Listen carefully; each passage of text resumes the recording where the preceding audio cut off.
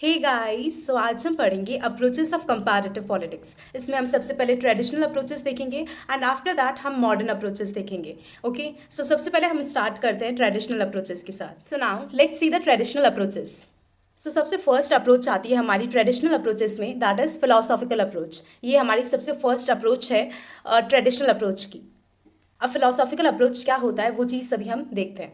सो अगर हम philosophical approach की बात करें तो पॉलिटिक्स को पढ़ने की सबसे पुरानी अप्रोच जो है वो फिलोसॉफिकल अप्रोच है।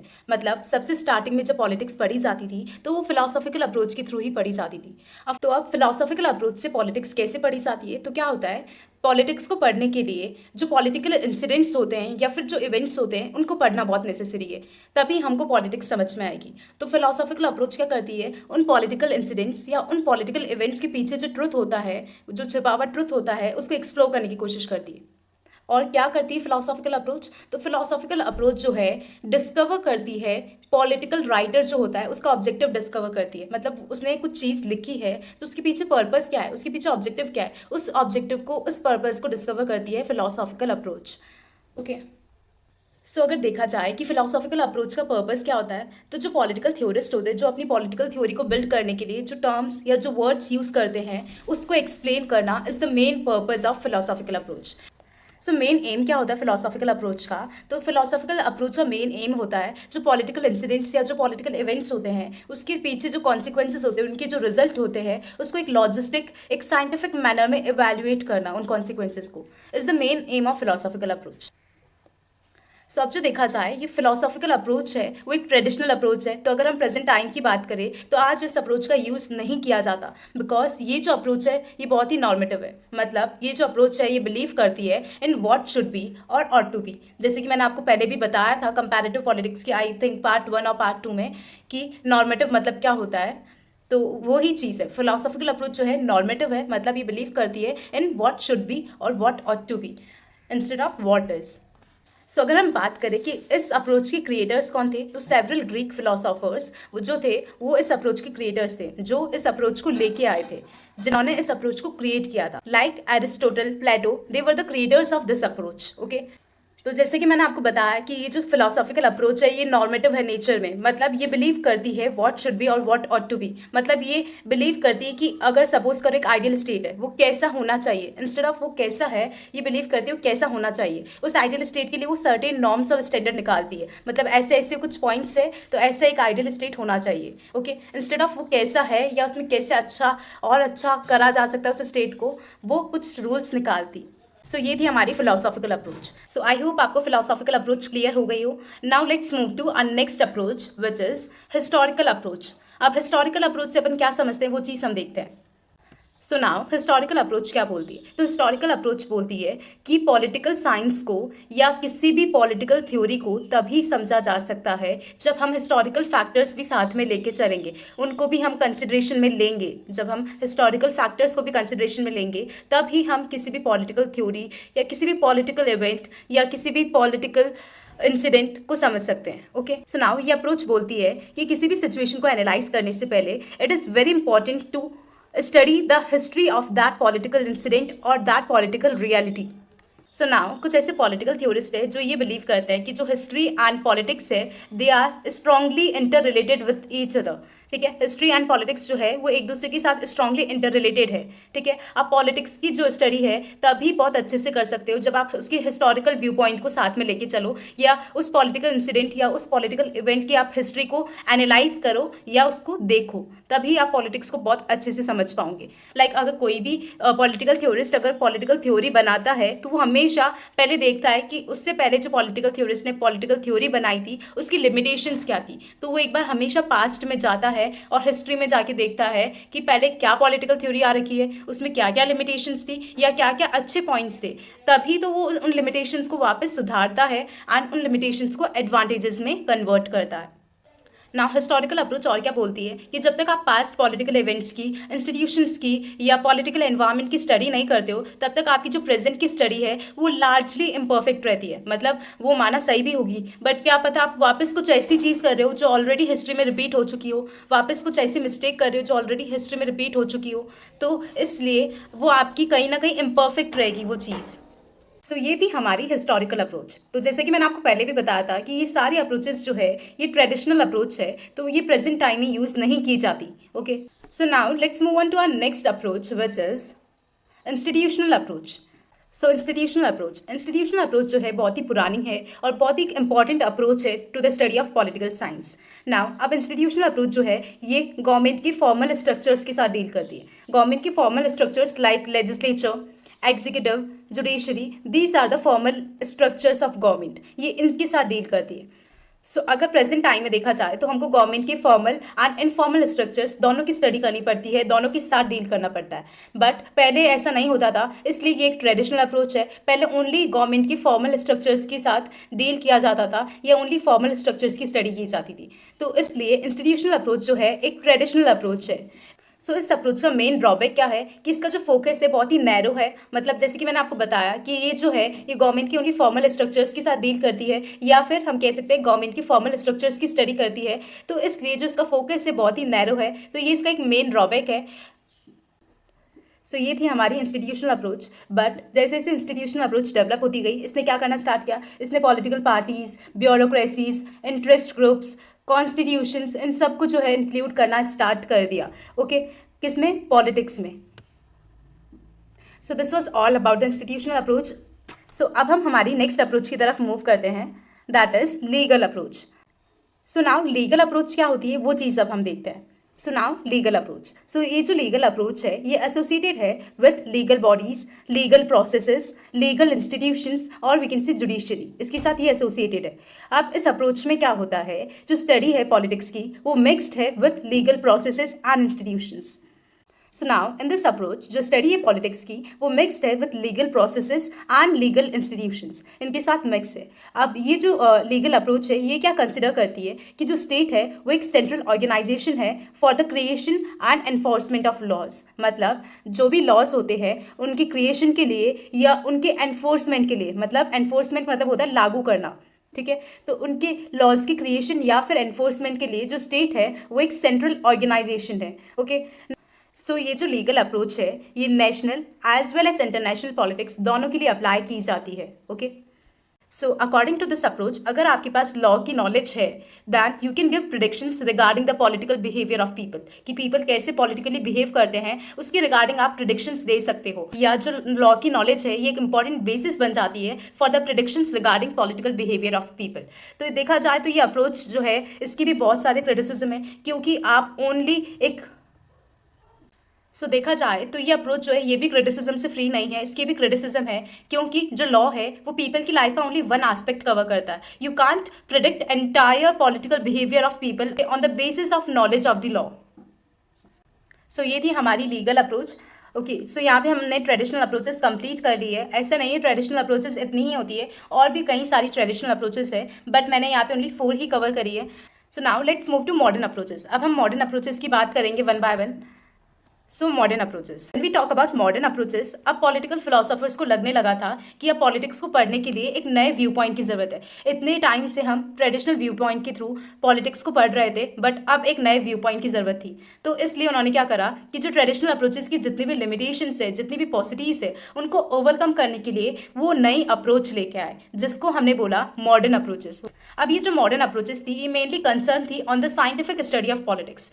सो अगर अभी तक देखा जाए तो पॉलिटिक्स की स्टडी तो हो रही थी बट साइंटिफिक मैनर से नहीं हो रही थी। तो अब उन्होंने कहा कि हम अब मॉडर्न अप्रोचेस लेके आएंगे जो कि क्या करेगी, साइंटिफिक मैनर में पॉलिटिकल साइंस की स्टडी करेगी या पॉलिटिक्स की स्टडी करेगी। तो बहुत सारे पॉलिटिकल थ्योरिस्ट ऐसे भी है जो ये समझते हैं कि ये जो मॉडर्न अप्रोचेस आई थी वो एक रिएक्शन था against the traditional approaches. Okay, so अब हम मॉडर्न अप्रोचेस को वन बाय वन समझेंगे कि कौन कौन सी मॉडर्न अप्रोचेस आई। सो सबसे फर्स्ट अगर हम मॉडर्न अप्रोच की बात करें तो सबसे फर्स्ट हमारी आती है psychological approach. So now psychological approach, तो हम साइकोलॉजिकल अप्रोच को साइकोलॉजी वर्ड से समझते हैं। तो नाउ साइकोलॉजी में क्या होता है, जो साइकोलॉजिस्ट होते हैं वो क्या करते हैं, वो इंडिविजुअल के बिहेवियर की स्टडी करते हैं एंड वो इस चीज़ की स्टडी करते हैं कि इसके पीछे क्या फैक्टर्स है कि जो वो इंडिविजुअल है वो सर्टेन वे में बिहेव कर रहा है। ठीक है, तो वो उन फैक्टर्स को फाइंड आउट करने की कोशिश करते हैं। सो अगर देखा जाए so there is a strong link between psychology and politics. So अगर हम इंटरनेशनल पॉलिटिक्स में देखें तो वहाँ पे भी साइकोलॉजी का इन्फ्लुएंस जो है वो विजिबल है। अगर हम एक एग्जांपल के थ्रू समझते हैं इसको, कैसे साइकोलॉजी एंड पॉलिटिक्स जो है इन दोनों के बीच में बहुत ही एक स्ट्रॉन्ग लिंक है। तो बहुत बार क्या होता है, दो कंट्रीज़ के बीच में पॉलिटिकल टेंशन चल रही होती है, तो उस वजह से कभी किसी कंट्री के माइंड में ये आ जाता है कि हमको वॉर करनी चाहिए। बट तो ऐसे टाइम पे ये सजेस्ट किया जाता है कि अगर आपको अपनी कंट्री में पीस एंड सिक्योरिटी चाहिए तो अपने माइंड से आप वॉर का आइडिया हटा दो। आप वॉर करने की जगह आप उस कंट्री के साथ बैठ के बातचीत करके उस पॉलिटिकल टेंशन को सही कर लो, उस पॉलिटिकल टेंशन को दूर कर दो इंस्टेड ऑफ डूइंग वॉर। या फिर अगर आपको वॉर करनी है तो आप अपने मन से सारे टाइप के फियर हटा दो, क्योंकि अगर आप डर डर के वॉर करोगे तो ऑब्वियसली आप ही हारोगे, इतना तो ये पक्का है ही।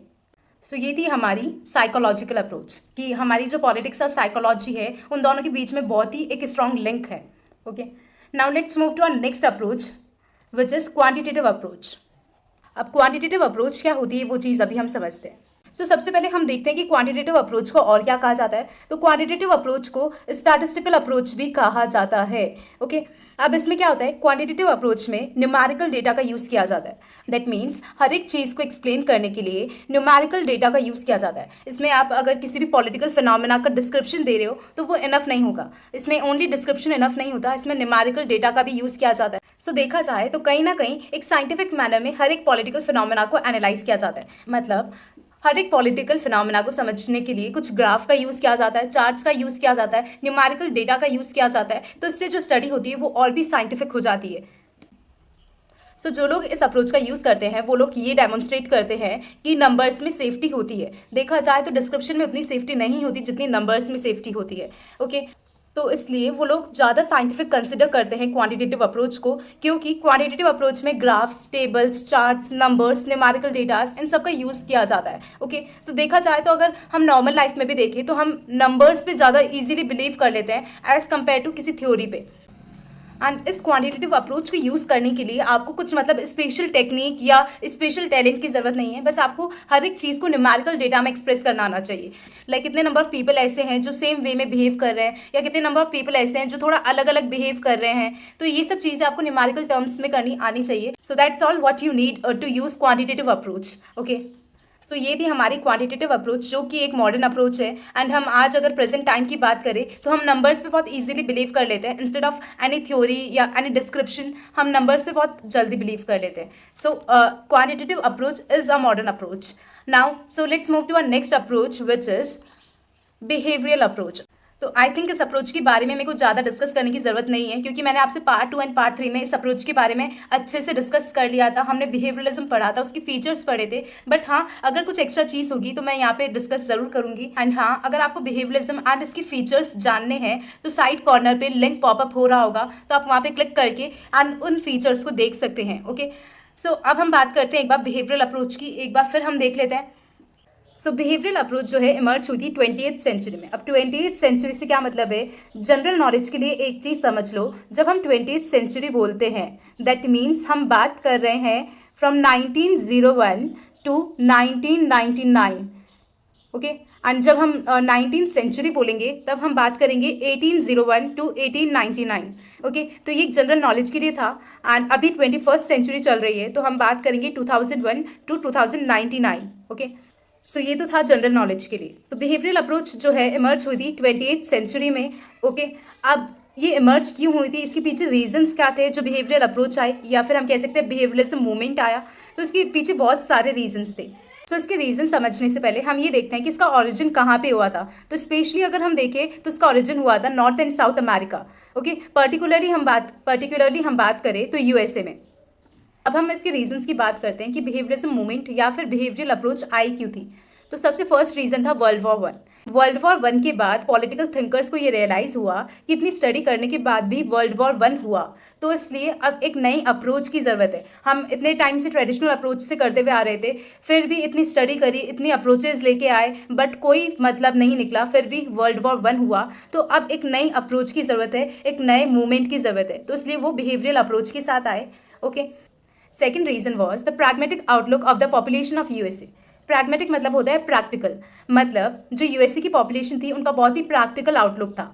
मतलब यूएसए की जो पॉपुलेशन थी उन्होंने बिहेवियरिज्म का कॉन्सेप्ट को एक्सेप्ट करा, इसलिए तो बिहेवियरल अप्रोच आई। अगर वो बिहेवियरिज्म की कॉन्सेप्ट को उसी टाइम रिजेक्ट कर देते तो आज बिहेवियरल अप्रोच नहीं आ पाती। ओके, और भी बहुत सारे रीजंस थे बिहेवियरिज्म के आने के या फिर बिहेवियरल अप्रोच के आने के, बट जो मेन रीजंस थे वो थे world war one and the pragmatic outlook of the population of the USA. So these were the main reasons for the coming of behavioralism. So now let's talk about the prime people responsible for the behavioralism. तो उनके नाम क्या थे? First Charles मेरियम, second A.F. Bentley, third white Waldo, fourth G.C. कैटविन and the fifth Graham Wallis. So these were the prime people who were responsible for the behavioralism. Now different scholars ने अपने अपने according behavioralism को define किया था. तो जैसे कि David Trueman थे, वाइट वॉल्डो थे, डेविड ईस्टन थे, तो इन सब ने अपने अपने अकॉर्डिंग बिहेवियरिज्म को डिफाइन किया था. सबसे इंपॉर्टेंट अगर देखा जाए तो डेविड ईस्टन के जो 8 की फीचर्स थे, 8 इंटेलेक्चुअल फाउंडेशंस थे, उनको कंसिडर किया जाता है. अब हम डेविड ईस्टन की वो की फीचर्स देखते हैं या फिर हम वो 8 इंटेलेक्चुअल फाउंडेशंस देखते हैं. Okay, so David Easton has described certain key features of behaviourism which are regarded as its intellectual foundation. इन सर्टेन की फीचर्स को 8 इंटेलेक्चुअल फाउंडेशंस भी कहा जाता है. ओके, तो ये 8 की फीचर्स क्या है वो हम देखते हैं पहले, एंड उसके बाद हम वन बाय वन एक्सप्लेन करेंगे. So the first one is regularities, second verification, third techniques, fourth quantification, fifth values, sixth systematisation, seventh pure science and eighth integration. So these are the 8 key features और 8 intellectual foundations. अब सबसे पहले हम समझते हैं regularities. अब regularities मतलब क्या होता है वो चीज़ अब हम देखते हैं. तो when we do observable behaviour then we came to a same conclusion and that is regularities. मतलब सारी कंट्रीज में जो होता है उसमें से हर कंट्री में जो सेम होता है उस चीज़ को फाइंड आउट करो. ओके, लाइक एक एग्जाम्पल है that voting percentage has a direct relationship with the extreme satisfaction और डिससेटिस्फैक्शन. हमने क्या करा, हमने हर एक कंट्री को एनालाइज किया एंड उसमें से हमको ये पता लगा कि हर कंट्री में ये चीज़ जो है कॉमन है. मतलब जितने भी वोटिंग परसेंटेज है उससे क्या होता है, या तो एक्सट्रीम सेटिस्फैक्शन होता है या फिर एक्सट्रीम डिससेटिस्फैक्शन होता है. तो ये एक एग्जाम्पल है, हमने ये एक रेगुलरिटी ड्रॉन आउट करी है from all of the countries. Okay, मतलब हमने सारी कंट्रीज को एनालाइज किया एंड हमको ये पता लगा कि ये जो चीज़ है that is voting percentage has a direct relationship with extreme satisfaction और डिससेटिस्फैक्शन. तो ये चीज़ जो है सब कंट्रीज में कॉमन है. तो ये एक रेगुलरिटी है. और क्या रेगुलरिटी हो सकती है, like for example repression causes rebellion everywhere, it is also example of regularity. तो ये डेविड ईस्टन ने एक की फीचर बताया था बिहेवियरिज्म का. Now second is verification. Verification मतलब अब जो हमने कॉन्क्लूजन्स ड्रॉन आउट करे हैं, हमने सारी कंट्रीज़ को एनालाइज करके जो हम सेम कॉन्क्लूजन पे आए हैं, अब उसको वेरीफाई करना इज़ वेरी इंपॉर्टेंट. हमने जो रेगुलरिटीज़ निकाली थी अब उसको वेरीफाई भी तो करना चाहिए कि वो सही है भी या नहीं है. तो इसलिए उसको वेरीफाई करना इज़ वेरी इंपॉर्टेंट. तो that is verification. Now the third is techniques. अब कॉन्क्लूजन्स ड्रॉ करने के लिए या फिर उनको वेरीफाई करने के लिए हमको कुछ मेथड्स की या कुछ टेक्निक्स की ज़रूरत होती है. कैसे मेथड्स, कैसे techniques, like questionnaire method, survey method, interview method. These are the techniques और methods that we need while drawing conclusions and verifying them. So now the fourth one is quantification. जब चीज़ों को नंबर्स में express किया जाता है तो हम उसको कहते हैं क्वांटिफिकेशन. एंड क्वांटिफिकेशन हमको हेल्प करता है in finding out regularities. Okay, now the fifth one is values और we can say value free. David Easton जो थे वो ये चाहते थे कि आप कभी भी किसी भी चीज़ की पॉलिटिकल स्टडी करते हो या किसी भी चीज़ की स्टडी करते हो तो आपको अपने माइंड में प्री कंसेप्ट नोशन लेके नहीं चलना चाहिए, कुछ भी वैल्यूज़ लेके नहीं चलना चाहिए. ओके, आपको अगर आपके माइंड में कुछ वैल्यूज़ है या कुछ प्री कंसेप्ट नोशंस है तो उनको एक बार सेपरेट कर देना चाहिए एंड वैल्यू फ्री होके ही आपको स्टडी करनी चाहिए. प्री कंसेप्ट नोशन मतलब हम हमारे माइंड में कुछ सेट करके चल जाते हैं. लाइक अगर मैं चाइना की स्टडी करने जा रही हूँ एंड मैं चाइना के बारे में कुछ भी गलत सलत, कुछ भी सही गलत या कुछ भी सोच के चल जाऊँ तो that is pre concept notion कि हमारे माइंड में ऑलरेडी पहले से वो था. तो हम स्टडी करते टाइम हम क्या करेंगे, उसी चीज़ पे फोकस करेंगे. तो प्री कंसेप्ट नोशन या वैल्यूज़ आपको अपने माइंड में नहीं रखनी है. अगर है तो उनको सेपरेट कर दो वाइल डूइंग दैट स्टडी. सो ये था हमारा fifth point, that is values. Now the sixth point is सिस्टमेटाइजेशन. तो ये कहा जाता है ऑब्जर्वेबल बिहेवियर करने से पहले एक बार आपको थ्योरी पढ़ लेनी चाहिए. ठीक है, मतलब आपकी जो स्टडी होनी चाहिए वो थ्योरी ओरिएंटेड होनी चाहिए. Now the seventh one is pure science. Pure science मतलब डेविड ईस्टन ये बिलीव क्या करते थे कि पॉलिटिकल साइंस की स्टडी करते टाइम उसको वेरीफाई किया जाना चाहिए बाय एविडेंसेस. कुछ ऐसे प्रूफ्स होने चाहिए, कुछ ऐसे एविडेंसेस होने चाहिए जिससे उस स्टडी को वेरीफाई किया जा सके. Okay, now the eight is integration. तो बिहेवियरिस्ट के अकॉर्डिंग पॉलिटिकल साइंस को अदर सोशल साइंस से अलग नहीं करना चाहिए. लाइक हिस्ट्री, इकोनॉमिक्स, सोशियोलॉजी, इन सब सब्जेक्ट से अलग नहीं करा जाना चाहिए क्योंकि ये अप्रोच बिलीव करती है कि जितने भी पॉलिटिकल इवेंट्स है वो शेप्ड होते हैं by various other factors in the society. जो सोसाइटी में वेरियस अदर फैक्टर्स है उनके थ्रू वो पॉलिटिकल इवेंट्स शेप होते हैं। सो देयरफॉर ये गलत होगा अगर हम पॉलिटिकल साइंस को अदर सोशल साइंस से सेपरेट करते हैं तो। सो ये था हमारा इंटीग्रेशन। तो ये थे डेविड ईस्टन के 8 इंटेलेक्चुअल फाउंडेशंस और वी कैन से की फीचर्स ऑफ बिहेवियरलिज्म। सो और भी कई सारी मॉडर्न अप्रोचेस होती है बट मैंने वीडियो लेंथी हो रहा था इसलिए मैंने ओनली 3 अप्रोचेस करी है एंड बट आप एग्जाम में इतना भी लिखते हो तो that is more than enough. So that's it for the video. And अगर आपको और भी कुछ डाउट्स रहते हैं या कुछ टॉपिक समझ में नहीं आ रहा या कुछ पॉइंट समझ में नहीं आया हो then you can always ask me in the comment section and I try to reply all your comments. Okay, so bye bye, take care.